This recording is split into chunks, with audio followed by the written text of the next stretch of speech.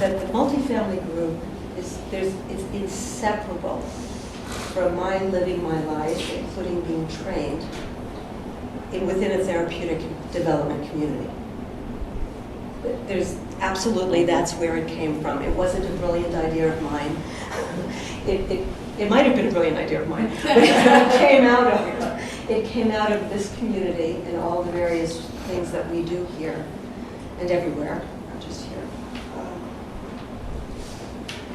And in meeting with families in individual family therapy,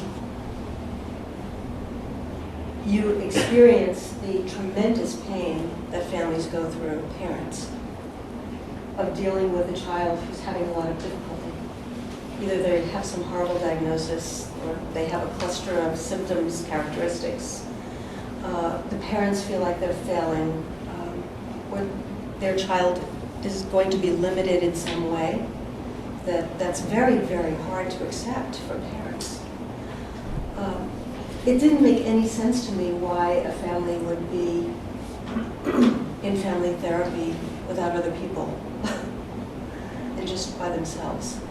That they would need to be in a group with people who are different from them, who may have some similarities to them in their situation, but who would offer more resources emotionally, socially,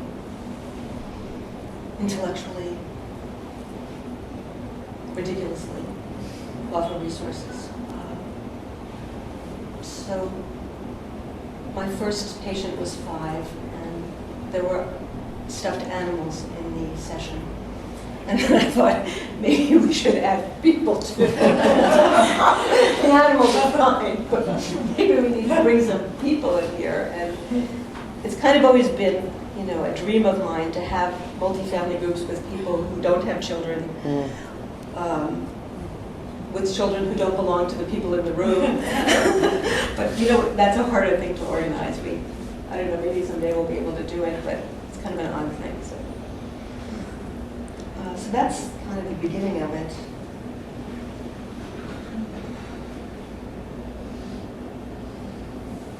So let's say about that. I don't think I knew when I started this, but having adults and children be together, and you're building community. Really, that is what you're doing, and that's therapeutic. So you're building a community of families. Children get to know other adults in the room. Other adults become very important to them, and they're not family members, and I think that matters. I mean, we all know this. When you go home for Thanksgiving, you know what it means to have the family, meaning that the family can be very, very powerful in being insular, and feeling bad about yourself, and feeling like you're a bad mother, a bad father, or you're a bad child. So I think part of the weirdness in thinking about just the video we saw, for children to find out that it's not about them is a very contradictory experience. I think they are shocked, no matter who they are, black, white, poor, rich, whatever they are, that the world is not centered around them, that it's not organized for them, because that's, on some level, that's a very big experience they have.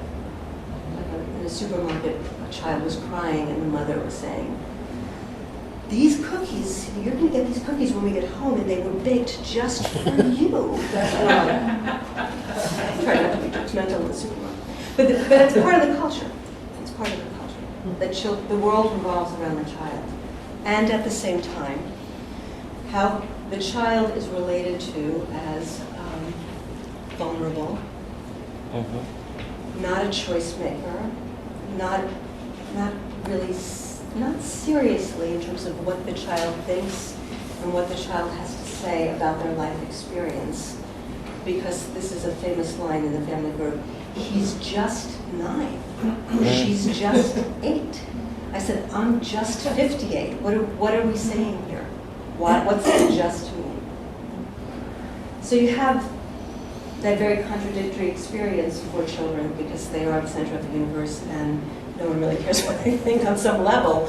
We'll listen to it, but your father and I will make the decision I make, which I'm not against fathers making decisions, but in a way it's not. What I've been saying a lot lately is we're talking in the multifamily group right now about how do you discipline your child? What decisions do you make? And I say to people, it has to have something to do with who you are, and it has to have something to do with who they are. And how do you fashion that? And people, and we all want this, we want some rule, or we want some perspective or some principle upon which we're deciding by, and it's much more difficult to think about how do you do that with your particular 8-year-old and given what you can handle and can't handle. I mean, I might do something very different, but that's not my child and I'm not living with them. You might want to make use of what I think, and you might want to use it to fashion what you think. So I think the weirdness is it's reorganizing in some ways family life. It's not training, molding, teaching, shaping a child's being. I'm not really that interested in that. It's really not imparting values as a didactic activity, but creating values together and developing values together, given who you all are. And that's very hard to grasp. And then the way we do it is bizarre. Okay? There's a very famous group many years ago that we did with Dr. Kupol. Many people know him. He's a psychiatrist and social therapist, medical director here, where he ran around in the group. He had costumes, and he ran around in the group, and he had a child's underwear, not one of the children in the group. We had costumes. He had underwear on his head. Careful. He ran around with underwear on his head, and we were playing some ridiculous game. And afterwards, he was saying he felt weird that he had done that. And I said, I thought it was the most helpful thing that had happened in the entire group. Certainly for the adults. They know he's a psychiatrist. But the psychiatrist is running around with a child underwear on his head. That was weird. I felt like maybe we've gone too far. I don't really have that reaction anymore. I feel like we're not going far enough. Or we have a new child, and a new family in the group. It's African American, and he's about 9, I think. And he wouldn't talk for the first 4 sessions that I saw him and his dad. And then he came into the group. We did a series of performances. Everybody was performing, whatever crazy thing they wanted to. And some people were talking about a divorce that was happening with their mother and father. And this child would not talk. And then I said, do you want to come up and perform? I said, well, all right, why don't you come up and go like this? And that's a performance. That's good. So he came up and he sat down, and then he said, I want a divorce from my father. We have a rope between us. I want to cut it. And then he sat down. So people were like, where did that come from? And he's been, talking and performing, and his father is trying to figure out how he wants to respond to that. Because his father's response was, he doesn't really mean that. His father was in the group. He's in the group. So you can see through the performatory weird activity, we didn't give him the scene. We didn't say, talk about you and your father.